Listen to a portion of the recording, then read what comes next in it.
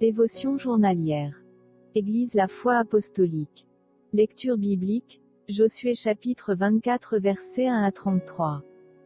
Car l'Éternel est notre Dieu, c'est lui qui nous a fait sortir du pays d'Égypte, de la maison de servitude, nous et nos pères, c'est lui qui a opéré sous nos yeux ces grands prodiges et qui nous a gardés pendant toute la route que nous avons suivie et parmi tous les peuples au milieu desquels nous avons passé.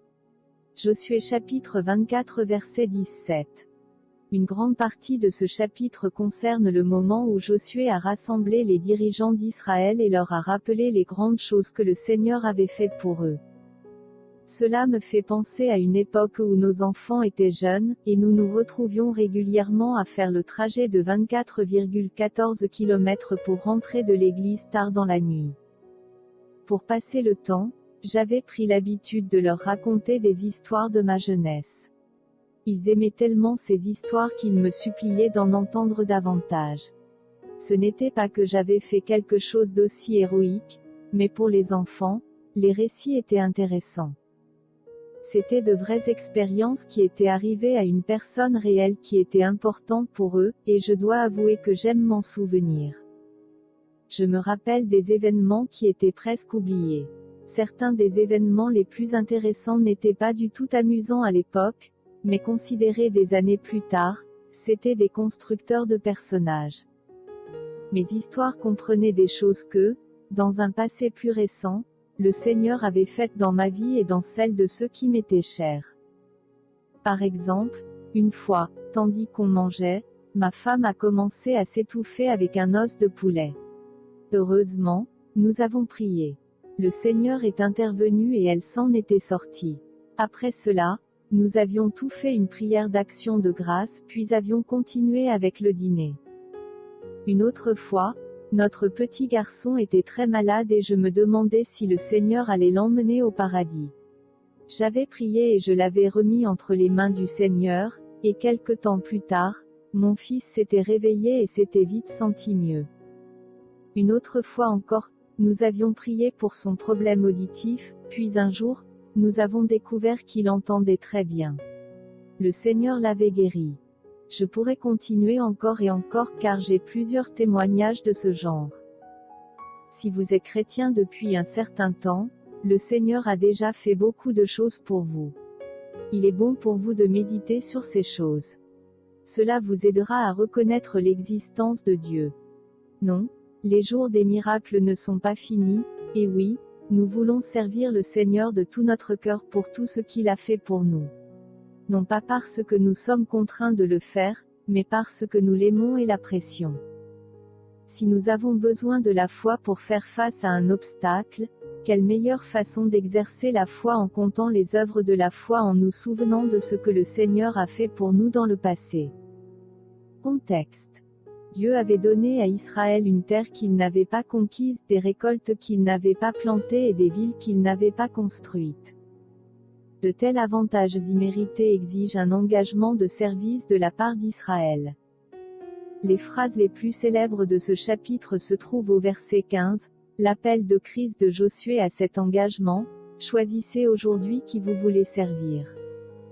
Quand Josué a pu amener les gens à réfléchir à tout ce que Dieu avait fait pour eux, choisir Dieu était facile. Puis, au verset 23, nous lisons, ôtez donc les dieux étrangers qui sont au milieu de vous, et tournez votre cœur vers l'Éternel, le Dieu d'Israël. Une fois que le choix de servir Dieu a été fait, il peut être nécessaire de prendre des mesures précises, selon les directives du Seigneur. En réponse au défi de Josué, le peuple a choisi avec insistance de servir Dieu. Quel témoignage de la valeur de l'influence divine de Josué se voit dans la déclaration, Israël servit l'Éternel pendant toute la vie de Josué. Josué chapitre 24 verset 31. En enregistrant la mort de Josué, une double référence est donnée pour l'identifier. Premièrement, on lui donne la désignation normale, le fils de Nun pour distinguer son identité par rapport à son père. Puis, une deuxième référence a établi sa relation avec son Seigneur, le serviteur de Dieu. Quelle épitaphe! Regardez de plus près. Quel destructeur Dieu a-t-il envoyé pour chasser les ennemis des enfants d'Israël? Quels sont les 5 principaux miracles que le Seigneur a fait pour les Israélites dans les années précédant le récit de Josué chapitre 24? Quels sont les 5 principaux miracles que le Seigneur a accomplis dans votre vie ou dans celle de vos proches? Notez ici ce que vous avez ressenti lorsque vous attendiez la réponse, puis ce que vous avez ressenti après que Dieu a envoyé sa réponse. Conclusion. Quel genre d'héritage spirituel laissez-vous à vos enfants, à vos petits-enfants ou à d'autres personnes qui vous observent? Quand vous serez partis, votre influence religieuse les fera-t-elle dire, comme le peuple l'a dit en réponse à Josué au verset 21, « Nous servirons l'Éternel ». Bonne journée à vous. Josué, chapitre 24. Josué assembla toutes les tribus d'Israël à Sichem, et il convoqua les anciens d'Israël, ses chefs, ses juges et ses officiers. Et ils se présentèrent devant Dieu. Josué dit à tout le peuple, « Ainsi parle l'Éternel, le Dieu d'Israël. Vos pères, Térak, père d'Abraham et père de Nacor, habitaient anciennement de l'autre côté du fleuve, et ils servaient d'autres dieux. Je pris votre père Abraham de l'autre côté du fleuve, et je lui fis parcourir tout le pays de Canaan. Je multipliai sa postérité, et je lui donnai Isaac. Je donnai à Isaac Jacob et Ésaü, et je donnai en propriété à Ésaü la montagne de Séhir, mais Jacob et ses fils descendirent en Égypte. J'envoyai Moïse et Aaron, et je frappai l'Égypte par les prodiges que j'opérais au milieu d'elle. Puis je vous en fis sortir. Je fis sortir vos pères de l'Égypte, et vous arrivâtes à la mer. Les Égyptiens poursuivirent vos pères jusqu'à la mer Rouge, avec des chars et des cavaliers. Vos pères crièrent à l'Éternel, et l'Éternel mit des ténèbres entre vous et les Égyptiens, il ramena sur eux la mer, et elle les couvrit. Vos yeux ont vu ce que j'ai fait aux Égyptiens, et vous restâtes longtemps dans le désert. Je vous conduisis dans le pays des Amoréens, qui habitaient de l'autre côté du Jourdain, et ils combattirent contre vous. Je les livrai entre vos mains. Vous prîtes possession de leur pays, et je les détruisis devant vous. Balak, fils de Tsippor, roi de Moab, se leva et combattit Israël. Il fit appeler Balaam, fils de Béor, pour qu'il vous maudît. Mais je ne voulus point écouter Balaam. Il vous bénit, et je vous délivrai de la main de Balak. Vous passâtes le Jourdain, et vous arrivâtes à Jéricho. Les habitants de Jéricho combattirent contre vous, les Amoréens, les Phéréziens, les Cananéens, les Hétiens, les Girgasiens, les Héviens et les Jébusiens. Je les livrai entre vos mains, et j'envoyai devant vous les frelons, qui les chassèrent loin de votre face, comme les 2 rois des Amoréens. Ce ne fut ni par ton épée, ni par ton arc. Je vous donnai un pays que vous n'aviez point cultivé, des villes que vous n'aviez point bâties et que vous habitez, des vignes et des oliviers que vous n'aviez point plantés et qui vous servent de nourriture. Maintenant, craignez l'Éternel, et servez-le avec intégrité et fidélité. Faites disparaître les dieux qu'ont servi vos pères de l'autre côté du fleuve et en Égypte, et servez l'Éternel. Et si vous ne trouvez pas bon de servir l'Éternel, choisissez aujourd'hui qui vous voulez servir, ou les dieux que servaient vos pères au-delà du fleuve, ou les dieux des Amoréens dans le pays desquels vous habitez. Moi et ma maison, nous servirons l'Éternel.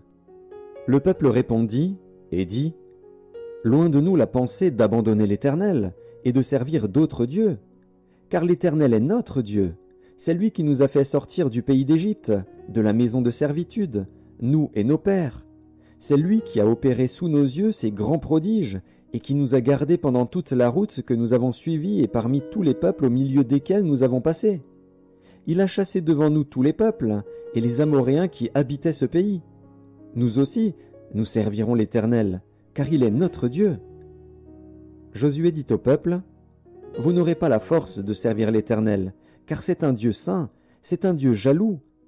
Il ne pardonnera point vos transgressions et vos péchés. Lorsque vous abandonnerez l'Éternel et que vous servirez des dieux étrangers, il reviendra vous faire du mal, et il vous consumera après vous avoir fait du bien. » Le peuple dit à Josué, « Non, car nous servirons l'Éternel. » Josué dit au peuple, « Vous êtes témoins contre vous-même que c'est vous qui avez choisi l'Éternel pour le servir. » Ils répondirent, « nous en sommes témoins. Ôtez donc les dieux étrangers qui sont au milieu de vous, et tournez votre cœur vers l'Éternel, le Dieu d'Israël. » Et le peuple dit à Josué, « Nous servirons l'Éternel, notre Dieu, et nous obéirons à sa voix. » Josué fit en ce jour une alliance avec le peuple, et lui donna des lois et des ordonnances à Sichem. Josué écrivit ces choses dans le livre de la loi de Dieu. Il prit une grande pierre, qu'il dressa là sous le chêne qui était dans le lieu consacré à l'Éternel. Et Josué dit à tout le peuple, « Voici, cette pierre servira de témoin contre nous, car elle a entendu toutes les paroles que l'Éternel nous a dites. Elle servira de témoin contre vous, afin que vous ne soyez pas infidèles à votre Dieu. » Puis Josué renvoya le peuple, chacun dans son héritage. Après ces choses, Josué, fils de Nun, serviteur de l'Éternel, mourut, âgé de 110 ans. On l'ensevelit dans le territoire qu'il avait eu en partage, à Timnath-Sérak, dans la montagne d'Éphraïm, au nord de la montagne de Gaash. Israël servit l'Éternel pendant toute la vie de Josué et pendant toute la vie des anciens qui survécurent à Josué et qui connaissaient tout ce que l'Éternel avait fait en faveur d'Israël. Les os de Joseph, que les enfants d'Israël avaient rapportés d'Égypte, furent enterrés à Sichem, dans la portion du champ que Jacob avait acheté des fils de Hamor, père de Sichem, pour 100 késitas, et qui appartint à l'héritage des fils de Joseph. Éléazar, fils d'Aaron, mourut, et on l'enterra à Gibéath Phiné, qui avait été donné à son fils Phiné, dans la montagne d'Éphraïm.